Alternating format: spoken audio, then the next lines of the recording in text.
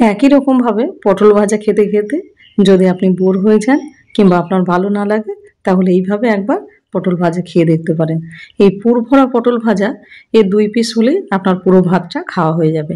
একটু কাঁচা লঙ্কা আর একটু ঘি আর কিচ্ছুটি লাগবে না, এতটাই সুস্বাদু হয়। নমস্কার, কেমন আছেন সবাই? নিশ্চয়ই খুব ভালো আছেন। বাসন্তী রান্নাঘরে সবাইকে স্বাগত। আজকে আপনাদের সামনে তুলে ধরেছি পুর ভরা পটল ভাজা, অসম্ভব সুস্বাদু একটা পটলের রেসিপি। আর যে পটল খায় না সেও একবার মুখে দিয়ে আর এক পিস চেয়ে নেবে। তাহলে চলুন, আশা করি ভিডিওটা আপনাদের ভীষণ ভালো লাগবে। আর এটা বানানো ভীষণ সহজ। আর ভিডিওটা ভালো লাগলে অবশ্যই চ্যানেলটাকে সাবস্ক্রাইব করে একটা লাইক শেয়ার কমেন্ট করতে ভুলবেন না। তাহলে চলুন শুরু করা যাক। এখানে কিছু পটল নিয়েছি, একদম ফ্রেশ টাটকা পটল, এরকম লম্বা লম্বা পটলগুলো নিয়েছি। এবার পটলগুলো যেটা করতে হবে, একটা ছুরির সাহায্যে এইভাবে একটু গাটা আঁচড়ে নিতে হবে বা চেঁচে নিতে হবে। পুরো খোসাটা ছুলে নিলে হবে না, কেননা বাইরের পিঠটা আমাদের শক্ত রাখতে হবে। এবার এক এক করে পটলগুলো এইভাবে ছাড়িয়ে নেব। ছাড়িয়ে নেওয়া হয়ে গেছে, এবার পটলগুলোকে ভালো করে একটুখানি ধুয়ে নেব। এই যে ধুয়ে নিলাম পরিষ্কার করে, যাতে গায়ে কোনো নোংরা না থাকে। এবার এক একটা পটল নেব আর 2 দিক করে কাটবো আর মাঝখান থেকে ফালিয়ে দেবো, যেরকম পটল ভাজা হয় আর কি, ঠিক এইরকমভাবে। এবার এইরকমভাবে সব পটলগুলো এক এক করে কেটে নেব। এটা আপনি ডালের সাথেও খেতে পারেন, ভীষণ ভালো লাগে। আবার যদি ভাবেন আমি এই পটল ভাজা দিয়ে ভাত খাবো আর কিচ্ছুটি নেব না, তাহলে তাও হবে। এবার সব পটলগুলো আমাদের এইভাবে কাটা হয়ে গেছে ভাজার মতো করে। এবার একটা চামচের সাহায্যে এবার পটলের ভিতরে শাঁসটা তুলে নেব। এটা খুব একটা সহজ কাজ, দেখুন কত সহজে কাজটা হয়ে যাচ্ছে। আর বাইরের খোলটাও শক্ত আছে, এরকমই আমাদের দরকার। আর একটা চামচ দিয়ে করবেন, তাহলে খুব চট করে কাজটা হয়ে যাবে। এবার সবগুলো হয়ে গেল।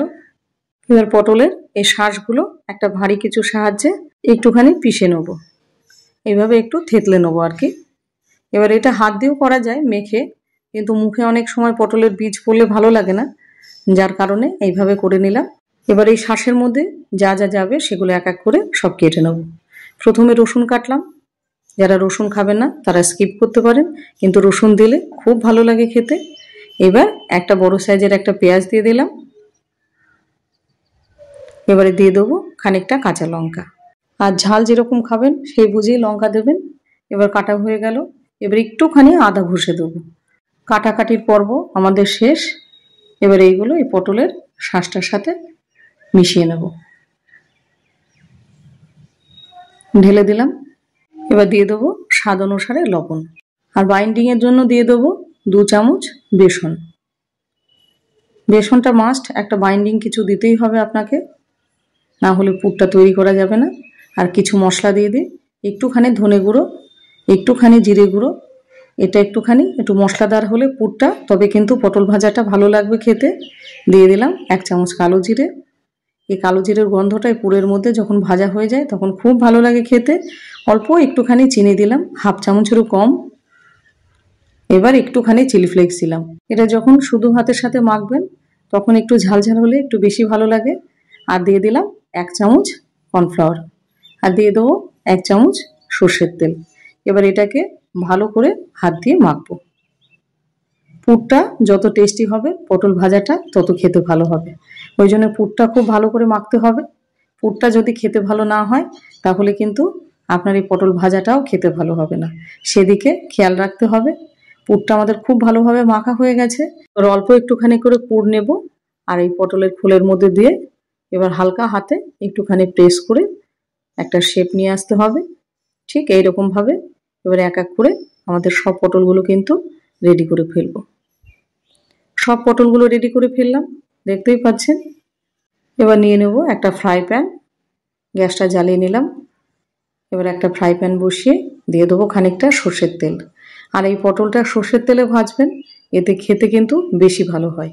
যেদিকে পুরটা আছে সেইটা নিচের দিকে দেব, তাহলে পুরটা বেরিয়ে আসবে না। এবার এক এক করে সব পটলগুলো এভাবে দিয়ে দেবো, একবার হবে না, আমার 2 বার লাগবে। এবার পটলগুলো দেয়া হয়ে গেছে।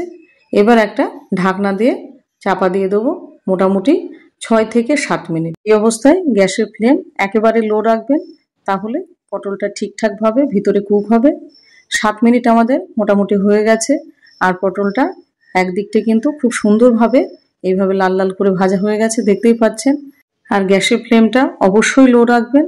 লো যদি না রাখেন তাহলে উপরটা পুড়ে যাবে, ভিতরটা কিন্তু পুরটা কাঁচাই থাকবে, ভিতরে ভালোভাবে কুক হবে না। এবার এক এক করে পটলগুলো উল্টে দিলাম। উল্টে দেওয়ার পরে আবার ঢেকে দেবো। মোটামুটি এখন 5 মিনিট মতো সময় লাগবে। এখন আর 7 মিনিট দেবো না, 5 মিনিট হয়ে গেছে। আর পটলগুলো দুই দিকটা খুব সুন্দরভাবে ভাজা হয়ে গেছে। এবার এক এক করে পটলগুলো তুলে নেব। পটলগুলো তোলা হয়ে গেছে। এবার আর কিছু আছে, সেগুলো ঠিক একইভাবে এগুলো ভেজে নেব।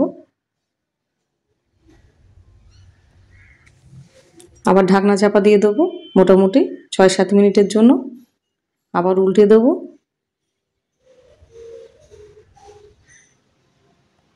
আর গ্যাসের ফ্লেমটা বারবার বলছি অবশ্যই লো রাখবেন, না হলে উপর দিকটা পুড়ে যাবে, ভিতরে কিন্তু কুক হবে না। আর এইরকমভাবে পটল ভাজা ডালের সাথে কিন্তু ভীষণ ভালো লাগে। তাহলে রেডি হয়ে গেল অসম্ভব সুস্বাদু একটা পটলের রেসিপি, পুর ভরা পটল ভাজা। আর এটা খেতে এতই মজাদার এবং সুস্বাদু হয়, যে পটল ভালোবাসে না সেও কিন্তু চেয়ে চেয়ে এটা খাবে।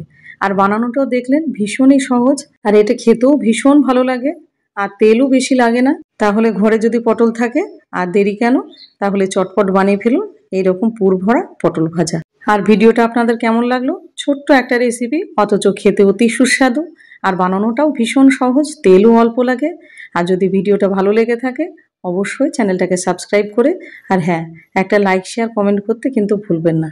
নিয়ে নিলাম কটা ভাত, আর নিয়ে নেব ঠিক এরকম 2-3 পিস পটল ভাজা, আর তার সাথে থাকবে একটা কাঁচা লঙ্কা। আর কালকেই আপনাদের দেখিয়েছি আমি নিজে হাতে ঘি বানিয়েছি, আর তার থেকে নিয়ে নেব 1 চামচ এরকম গাওয়া ঘি, একদম খাঁটি শুদ্ধ ঘি। আর একটা নিয়ে নেব কাঁচা লঙ্কা। আর কিচ্ছুটি লাগবে না। এটা ডালের সাথে যেরকম মুখে দিয়ে খেতে ভীষণ ভালো লাগে, তেমনই গরম গরম ভাত আর এইরকম একটু ঘি আর একটুখানি কাঁচা লঙ্কা আর একটা পটল একটুখানি মেখে নেন। এবার খাওয়ার পরে আপনি ভাববেন কেন এটা এত দেরি করে বানানোটা শিখলাম। এতটাই মজা হয় এবং এতটাই সুস্বাদু হয় খেতে, আপনার আর কিচ্ছুটি লাগবে না। ডাল তরকারি সব সরিয়ে রেখে আপনি ভাববেন এই দিয়ে আমি গোটা ভাতটা খেয়ে নেব। তাহলে এরকম ভালো ভালো রেসিপি পেতে অবশ্যই ভিজিট করুন বাসন্তী রান্নাঘর, সেখানে আরও নানান ধরনের ভালো ভালো ভিডিও আছে। তাহলে আজকের মতো চলি, আবার দেখা হবে অন্য কোনো রেসিপিতে। ভালো থাকবেন, সুস্থ থাকবেন। জয় জগন্নাথ।